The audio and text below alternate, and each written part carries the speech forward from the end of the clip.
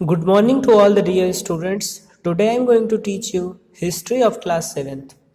Chapter number 9, the making of regional culture. Regional culture का मतलब होता है किसी क्षेत्र विशेष में जो संस्कृति होती है जो कि बहुत लंबे समय से चलती आ रही है, उसको हम क्या कहते हैं? रीजनल कल्चर कहते हैं। और कहीं ना कहीं यह एक रीजन से दूसरे, एक क्षेत्र से दूसरे क्षेत्र को अपनी विविधताओं के कारण ही अलग तरीके से रिप्रेजेंट करती है। चलिए आगे देखते हैं। पहला है development of Malayalam language. Malayalam language का उद्भव या विकास किस तरीके से हुआ? जब हम लोगों के बारे में डिस्क्राइब करते हैं तो हम अलग अलग लोगों के बारे में अगर हम डिस्क्राइब करते हैं तो वो किस तरीके से कपड़े पहनते हैं, किस तरीके का भोजन करते हैं, उनका इंटरेस्ट किस चीज़ों में होता है, इसका एक बहुत बड़ा स्ट्रॉन्ग कनेक्शन होता है। किसमें आप कह सकते हैं लैंग्वेज और रीजन का भी इस पर फ़र्क पड़ता है, या कहीं ना कहीं लैंग्वेज और रीजन को हम आधार बना करके हम क्या करते हैं, किसी प्रदेश को दूसरे प्रदेश से कनेक्ट करते हैं। अब आप देखेंगे जैसे चेरा किंगडम महोदयपुरम जो था 19th सेंचुरी में साउथ वेस्टर्न पेनिनसुला में किया गया था, जो कि आज केरल में माना जाता है। वहाँ की भाषा है मलयालम। ये जो लैंग्वेज या लिपि थी, ये चेरा जो राजा या शासक थे उनके द्वारा किया गया था, और ये 14th सेंचुरी में किया गया था, 14वीं शताब्दी में। लीला तिलकम जो कि इसके ग्रामर और पोएटिक्स, मणि प्रवलम जो थे, ये क्या है, एक लैंग्वेज है जो कि लिटरली जिसका मतलब होता है diamond of corals and diamonds, यानी हीरों का हार या मूंगों का हार, जिसको संस्कृत में इसके दो इम्पोर्टेंट हैं रीजनल लैंग्वेज जो मलयालम है। अब हम देखेंगे rural of religious traditions Jagannath cult. Puri में जगन्नाथ का मंदिर है जो कि बहुत ही महत्वपूर्ण एक तीर्थ स्थान है। पुरुषोत्तम भगवान जगन्नाथ का जो कि पुरी में है, पुरी उड़ीसा में है। यह विष्णु जी का एक नाम है, और आप ये देख सकते हैं कि यह हमेशा एक संस्कृति और विरासत रही है उड़ीसा की।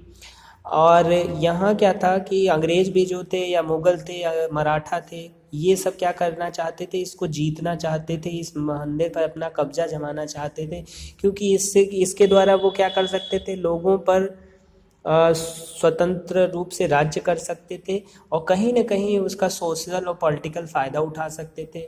और मंदिर पर अगर उनका कंट्रोल होगा तो मंदिर की जो डोनेशन है या फिर उसकी जो आमदनी है उसको वो अपने लिए यूज कर सकते थे। डांस फॉर्म यानी डांस जो होता है वो भी एक अलग तरीके का होता है। कथक की जो कहानी है उसको हम देखते हैं।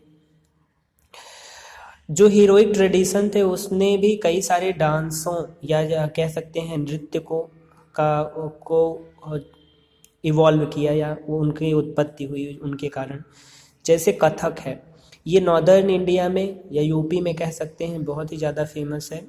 और ये भक्ति रास लीला जो कि भगवान कृष्ण द्वारा की जाती थी गोपियों के द्वारा। इसमें कई सारे ट्रेडिशनल घराने भी थे, जैसे राजस्थान में था, लखनऊ में था, और अवध के नवाब जो वाजिद अली शाह थे। इस तरीके से हरियाणा, मध्य प्रदेश, जम्मू कश्मीर, बिहार में भी इसके को देखेंगे कि कई अलग तरीके से लोग कॉस्ट्यूम पहन करके डांस करते थे। और ये क्या था, इंडिया में कई सारे क्लासिकल डांस भी हैं जो कि भारत के ट्रेडिशन को दर्शाते हैं, जो कि एक रीजनल कल्चर को दिखाते हैं। जैसे आपका हो गया भरतनाट्यम तमिलनाडु में, कथकली केरल में, ओडिसी उड़ीसा में, कुचिपुड़ी आंध्र प्रदेश में, और मणिपुरी मणिपुर में। ये उनका क्लासिकल डांस है। Rajput and traditional heroism. अब देखते हैं राजपूत ट्रेडिशन ऑफ हीरोइज्म, यानी राजपूतों का एक की एक परंपरा थी कि ये वीरता और शौर्य के लिए जाने जाते थे। राजस्थान के कई ऐसे सारे क्षेत्र थे जिनमें राजपूत शासन करते थे, और वास्तविकता में ये कई सारे ऐसे लोग थे जो कि बहुत ही वीरता के लिए अपने प्रसिद्ध थे, और यह भारत में जो राजस्थान की कल्चर है उसको एक अलग रूप प्रदान करते हैं। 8th सेंचुरी में अगर आप राजस्थान में देखेंगे, बहुत सारी ऐसी फैमिलीज थी जो कि केवल और केवल यह माना जाता था कि ये युद्ध के लिए पैदा हुए राजपूत हैं। पृथ्वीराज चौहान उनमें से एक था।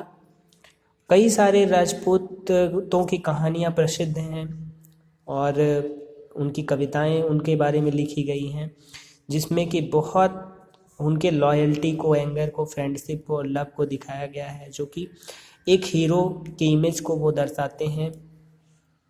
और अगर मान लीजिए राजा हारता था तो पत्नियां क्या कर लेती थी, सती। पेंटिंग्स देखेंगे, पेंटिंग भी एक रीजनल कल्चर को दिखाता है।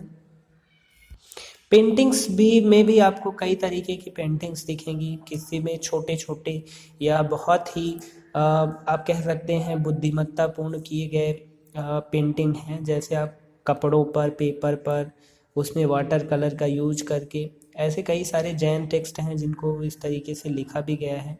अकबर, जहांगीर और शाहजहां भी पेंटिंग के काफ़ी आप संरक्षक थे। आप ये कह सकते हैं कि उनके दरबार में, जहांगीर के दरबार में बहुत सारे पेंटर थे और वह उनमें डिफ्रेंशिएट भी कर सकता था कि किसने ये पेंटिंग बनाई है। राजस्थानी मिनिएचर, राजस्थानी में जो पेंटिंग थी उसके बारे में हम थोड़ा सा देखेंगे। यहाँ की जो राजस्थानी स्कूल ऑफ पेंटिंग थी उसमें लिटरेरी पेंटिंग, फोक पेंटिंग उनका सब्जेक्ट मैटर था, और ये बहुत ही ज़्यादा गाढ़े ब्लू कलर का यूज करते थे, और उसमें गोल्ड और लाइटनिंग दिखाने के लिए गोल्ड कलर का भी यूज करते थे। आप मेवाड़ में ऐसे बहुत सारी पोइट्री थीम्स हैं, जैसे मेवाड़, जयपुर, बूंदी, कोटा, किशनगढ़, ये पेंटिंग के कलाकृतियाँ हैं। पहाड़ी पेंटिंग, अब देखेंगे जैसे पहाड़ी पेंटिंग का मतलब होता है हिमालय के जो एरियाज़ में, जैसे हिमाचल प्रदेश में भी एक शैली का विकास हुआ जिसे आज बसोहली पेंटिंग भी कहते हैं। भानुदत्त ने एक पेंटिंग की रास मंजरी जो है उसी पेंटिंग के थ्रू लिखी गई है। पेंटर्स ने कई सारे सॉफ्ट कलर्स और ब्लू ग्रीन कलर्स का यूज किया है कपड़ों पे, और लॉर्ड कृष्णा की बहुत सारे जीवन के जो उनके अफेयर्स हैं राधा के साथ, उसको भी उनमें उकेरा है या ये उससे इंस्पायर हुआ है। म्यूज़िक भी एक कल्चर का ही हिस्सा होता है, और इंडिया में बहुत सारे ट्रेडिशनल म्यूज़िक थे। फोक म्यूज़िक, इंडिया में क्लासिकल म्यूज़िक बहुत ही ज़्यादा फेमस था, और कई सारे इंस्ट्रूमेंट थे जैसे सरंगी, रबाब। अमीर खुसरो जो थे वो कि बहुत ही ज़्यादा फेमस म्यूजिशियन थे सुल्तनत पीरियड में, और कव्वाली और ख्याल गायकी भी किया जाता था। सितार और तबला का भी उस समय इन्वेंशन हो चुका था। अकबर जो था वह भी म्यूज़िक का बहुत ही बड़ा शौकीन था। उसके नवरत्न दरबारों में एक तानसेन जो कि नवरत्नों में से एक था, और यह ग्रेटेस्ट कंपोज़र और म्यूजिशियन था हिंदुस्तानी संगीत में। कई सारे राग जैसे दरबारी, मल्हर, दीपक, मंड और तोड़ी, कई सारे राग हैं, और ये सारी शिक्षा जो दी जाती थी गुरु शिष्य परंपरा में दी जाती थी।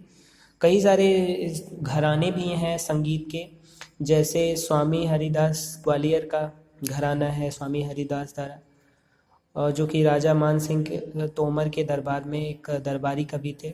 इनके लखनऊ की भी एक स्टाइल है, और बनारस और पटियाला का भी एक घराना है। और जो भक्ति सूफी सेंट थे इन्होंने भी, चैतन्य मीराबाई, ये सब ने भी एक भारतीय संस्कृति को या संगीत को एक अलग ख्याति प्रदान की। कई सारे दक्षिण भारतीय भी कह सकते हैं संगीत था, जिसको संगीत पीठम, कर्नाटक म्यूजिक या कार्नेटिक म्यूजिक कहा जाता था। अब हम एक्सरसाइज देखते हैं। The classical dance of northern India is Kathak.